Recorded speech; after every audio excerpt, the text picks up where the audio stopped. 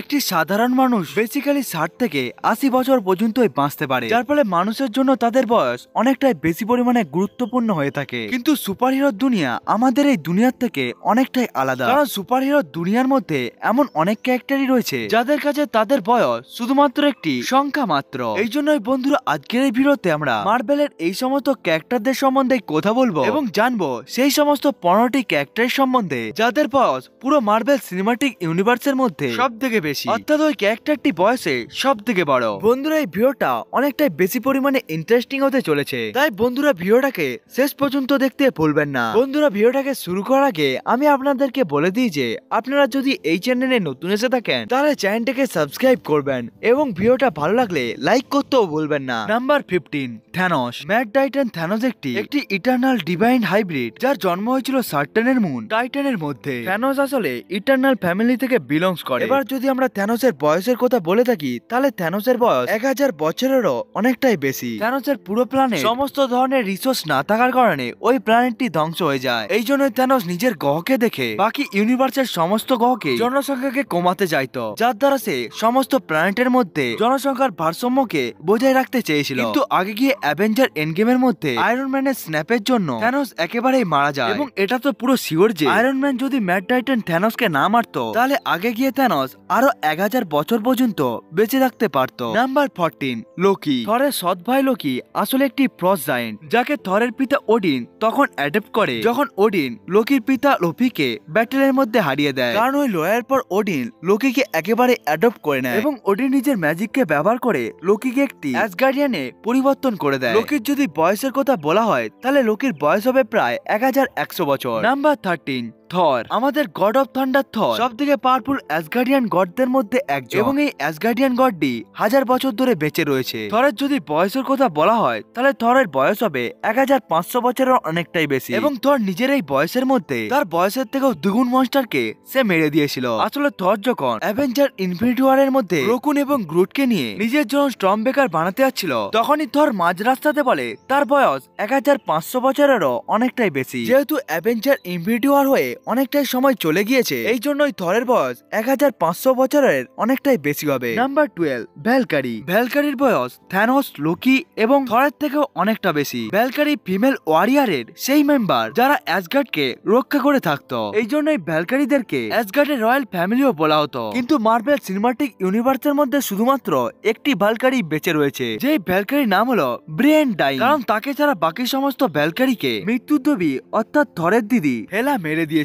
ভ্যালকারির যদি বয়সের কথা বলা হয় তাহলে অ্যাসগার্ডের এই ভ্যালকারির বয়স খুব সহজেই 5000 বছরের অনেকটাই বেশি হবে। এটাকে আমরা মার্বেল সিনেমাটিক ইউনিভার্সের মধ্যেও দেখতে পাই এবং এটা এই জন্য কারণ ভ্যালকারি অ্যাসগার্ডকে তখন প্রোটেক্ট করে থাকতো যখন থরের জন্ম হয়নি। নাম্বার 11, হেলা। মৃত্যুর দেবী হেলা ওডিনের প্রথম সন্তান এবং এটা তো আমরা সবাই জানি হেলা থরের থেকে অনেকটাই বয়সও বড়, কারণ যখন থরের জন্ম হয়নি তখন ওডিন এবং হেলা মিলে পুরো 9টি রেলমকে একেবারে আবদ্ধ করে নিয়েছিল। কিন্তু আগে গিয়ে ওডিন যখন সমস্ত লড়াইকেই ছেড়ে দেয় তখন হেলা নিজের লোভকে আর সামলাতে পারে না, এই জন্য ওডিন হেলাকে নরকের মধ্যে বন্দী করে দিয়েছিল। তাই তখন থেকেই এখন পর্যন্ত হেলা 1500 বছর পর্যন্ত ওখানেই বন্দী ছিল এবং হেলা তখন বাইরে বেরিয়ে এসেছিল যখন থর র্যাগনারকের মধ্যে ওডিন মারা গিয়েছিল। একটি রিপোর্টের অনুসারে হেলার বয়স 5000 বছরেরও অনেকটাই বেশি, এমনকি অনেক জায়গার মধ্যে হেলার বয়সকে ভ্যালকারির বয়সের থেকেও অনেকটাই বেশি বলা হয়েছে। এই জন্য এই লিস্টের মধ্যে হেলা ভ্যালকারির থেকে কিছুটা আগিয়ে রয়েছে। নাম্বার 10,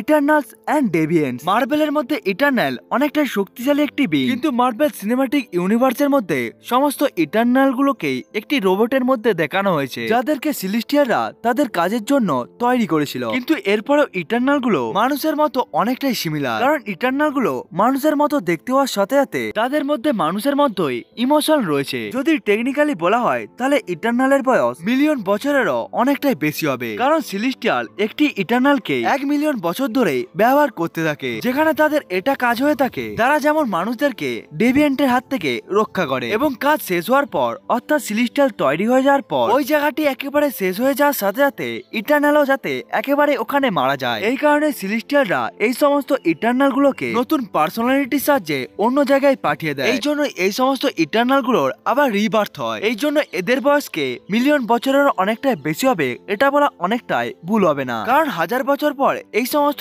ইটারনাল গুলো নিজেদের জীবনকে আবার রিবার্থ করে নেয়। এমনকি মার্ভেল সিনেমাটিক ইউনিভার্সের মধ্যে এই সমস্ত ইটারনাল গুলো নিজেই বলেছিল যে তারা পৃথিবীর মধ্যে 7,000 বছর আগে থেকে বসবাস করে আসছে, কারণ 7,000 বছর আগেই সিলেস্টিয়াল ইটারনাল গুলোকে এই পৃথিবীর মধ্যে পাঠিয়ে দিয়েছিল। যদি এটাকেও ধরা হয় তাহলে মার্ভেল সিনেমাটিক ইউনিভার্সের মধ্যে ইটারনালের বয়স অতি সহজেই 7,000 বছরেরও অনেকটাই বেশি হবে। Number 9, Odin. ওডিনকে দেখে আপনারা হয়তো অনেকেই বলতে পারে এই লিস্টের মধ্যে ওডিন ইটারনালের কেন আগে রয়েছে। আসলে একটি অ্যাভারেজ অ্যাসগার্ডিয়ান খুব সহজেই 5,000 বছর ধরে বেঁচে থাকতে পারে, কিন্তু যেই সমস্ত অ্যাসগার্ডিয়ান গুলো রয়্যাল ফ্যামিলি থেকে বিলংস করে, যেমন থর, হেলা, ওডিন এবং ফ্রেগা, তারা 1000 বছর নয় বরং লক্ষ বছর ধরেই বেঁচে থাকতে পারে। এবার যদি ওডিনের বয়সের কথা বলা হয় তাহলে ওডিনের বয়স এখন লক্ষ বছরের অনেকটাই বেশি। এবং এটি ঋণ আমাদেরকে থর র্যাগনরকের মধ্যেও দেওয়া হয়েছিল, যেখানে থর যখন সার্টারের হাতে বন্দী ছিল তখন থর বলেছিল সে মনে করেছিল তার পিতা তাকে লক্ষ বছর আগেই মেরে দিয়েছিল। এখানে থর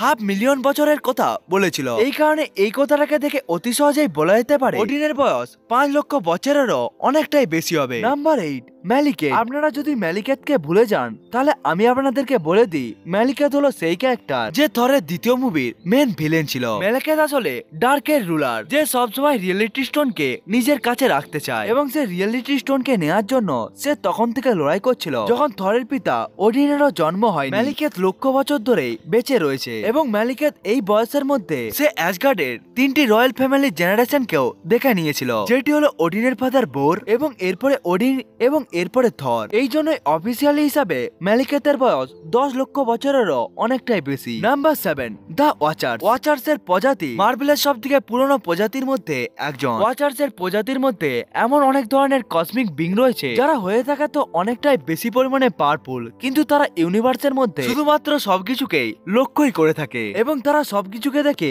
একবারেই সবকিছুকে অবজার্ভ করে থাকে। কিন্তু ওয়াচার্স কোনো কিছুর মধ্যে ইন্টারফেয়ারও করে না। আমরা মার্ভেলের হোয়াট ইফ সিরিজের মধ্যে ওয়াচারের শুধুমাত্র একটি প্রজাতিকেই দেখতে পেয়েছিলাম, যার নাম হলো ওয়ার টু দ্য ওয়াচার। কিন্তু মার্ভেল কমিকের মধ্যে দ্য ওয়াচারের পুরো প্রজাতিকে একেবারে দেখানো হয়েছিল, যারা সবাই মিলে আগে একই জায়গাতেই বসবাস করত। এই সমস্ত ওয়াচার গুলো অনেকটাই ভালো হয়ে থাকতো, কিন্তু তারা যখন অন্য প্রজাতিকে সাহায্য করার জন্য নিজেদের অ্যাডভান্স টেকনোলজিকে দিয়ে দেয়, তখন ওই সমস্ত প্রজাতি নিজেদের মধ্যে ওই টেকনোলজিকে ব্যবহার করে নিজেদেরকে ধ্বংস করে নেয়। তখন থেকে দ্য ওয়াচাররা ডিসাইড করে নেয় তারা যে কোনো জিনিসের উপরে কোনো ধরনের ইন্টারফেয়ার করবে না। ওয়াচার মার্ভেল ইউনিভার্সের মধ্যে করোড় বছর ধরে বেঁচে রয়েছে, এবং মার্ভেল ইউনিভার্সের মধ্যে ওয়াচার এইভাবেই ঘুরে বেড়াচ্ছে। Number 6, collector. কালেক্টর হলো সেই বি যাকে মেরে থ্যানোস স্পেস স্টোনকে নিয়ে নিয়েছিল। মার্ভেল সিনেমাটিক ইউনিভার্সের মধ্যে দা কালেক্টরকে অনেকটাই দুর্বল দেখানো হয়েছিল, কিন্তু মার্ভেল কমিকের মধ্যে দা কালেক্টর অনেকটাই বেশি পরিমাণে পাওয়ারফুল, এবং সে কোটি বছর ধরেই বেঁচে রয়েছে। কালেক্টরের বয়স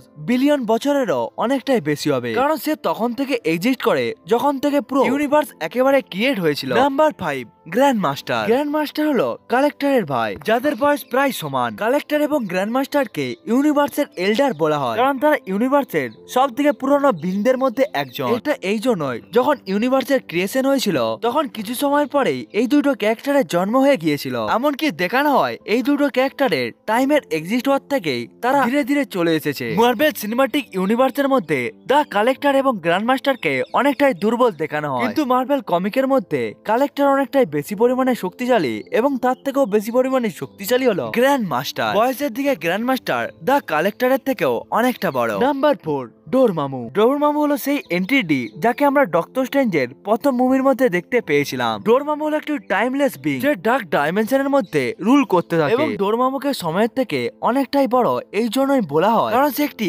অন্য ডাইমেনশনের মধ্যে জন্ম নিয়েছিল, এবং এটি এমন একটি ডাইমেনশন ছিল যেখানে কোনো ধরনের টাইম এক্সিস্টই করতো না। যেহেতু ডোরমামু সময়ের থেকে অনেকটা পুরনো, তাই সেও জানে না তার বয়স এখন কত হবে বলে। এমনকি ডোরমামু এটাও জানে না যে সময় আসলে কি হয়, যেটিকে আমরা ডক্টর স্ট্রেঞ্জের প্রথম মুভির মধ্যেই জানতে পেরে গিয়েছিলাম। কারণ ডক্টর স্ট্রেঞ্জ যখন ডোরমামুকে টাইম লুপের মধ্যে বন্দি করে দিয়েছিল তখন ডোরমামু টাইমের এই কনসেপ্টকে একেবারে বুঝতে পারে না, এই জন্য ডোরমামুর বয়স কোটি বছরেরও অনেকটাই বেশি হবে। এমনকি মার্ভেলের মধ্যে গ্র্যান্ড মাস্টারের থেকেও ডোরমামুর বয়স অনেকটাই বেশি হবে। নাম্বার 3, সিলেস্টিয়াল। সিলেস্টিয়াল হলো সেই এন্টিটি যে মার্ভেলের মধ্যে ইউনিভার্সকে ক্রিয়েট করেছিল, এবং এই ইউনিভার্সের মধ্যেই আমরা সমস্ত ধরনের ক্যারেক্টারকে দেখতে পাই, এবং এই সমস্ত ইউনিভার্সের ক্রিয়েটারই হলো দ্য সিলেস্টিয়াল। কিন্তু অনেক সিলেস্টিয়ালের বয়স অনেকটাই কম হয়ে থাকে, এমনকি কিছু কিছু সিলেস্টিয়াল এখনো জন্ম নিচ্ছে। যেহেতু সিলেস্টিয়াল হলো একটি প্রজাতি যারা কোটি বছর ধরে বেঁচে এসেছে, এই জন্য সিলেস্টিয়াল এই লিস্টের মধ্যে এতটা উপরে রয়েছে। এই সমস্ত সিলেস্টিয়ালদের মধ্যে অনেকগুলো সিলেস্টিয়াল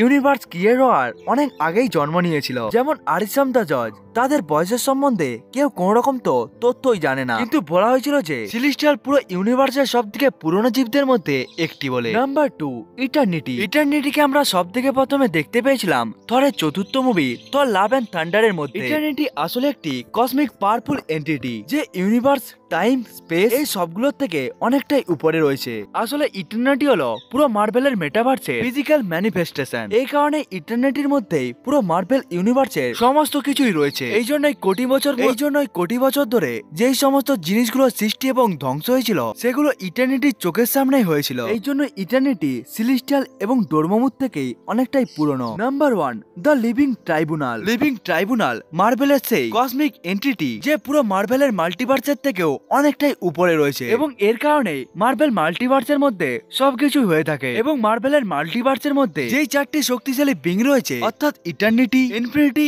অবনিমিয়ান এবং ডে, এই 4টি ক্যারেক্টারও লিভিং ট্রাইব্যুনালের কথা মতো কাজ করে থাকে। এবং লিভিং ট্রাইব্যুনালের কাজ হলো পুরো মার্ভেলের মাল্টিভার্সের মধ্যে সবকিছুরই ভারসাম্যকে একেবারেই বজায় রাখা। এই জন্যই মেটা ইউনিভার্সের মধ্যে যদি কোনো জিনিসকে সৃষ্টি এবং ধ্বংস করতে হয়, তখন লিভিং ট্রাইব্যুনাল নিজের 4টি হেল্পারের সাহায্যে এই সমস্ত কাজগুলোকে করিয়ে থাকে। লিভিং ট্রাইব্যুনাল হলো মার্ভেলের সব থেকে বেশি বয়স্ক একটি ক্যারেক্টার। এমনকি লিভিং ট্রাইব্যুনালের বয়স এতটাই বেশি যে যেটাকে সংখ্যার মাধ্যমে কাউন্ট করাও যাবে না। এই জন্যই মার্ভেল সিনেমাটিক ইউনিভার্সের মধ্যে লিভিং ট্রাইব্যুনাল সব থেকে ওল্ডেস্ট ক্যারেক্টার। এগুলোই ছিল মার্ভেল সিনেমাটিক ইউনিভার্সের সব থেকে ওল্ডেস্ট 15টি ক্যারেক্টার। বন্ধুরা, আজকের এই ভিডিওটা আপনাদের কেমন লেগেছে কমেন্ট করে বলতে ভুলবেন না। বন্ধুরা, আজকের ভিডিওটা এতটা পর্যন্তই। দেখা হচ্ছে অন্য একটি ভিডিওতে, ততক্ষণের জন্য বাই বাই।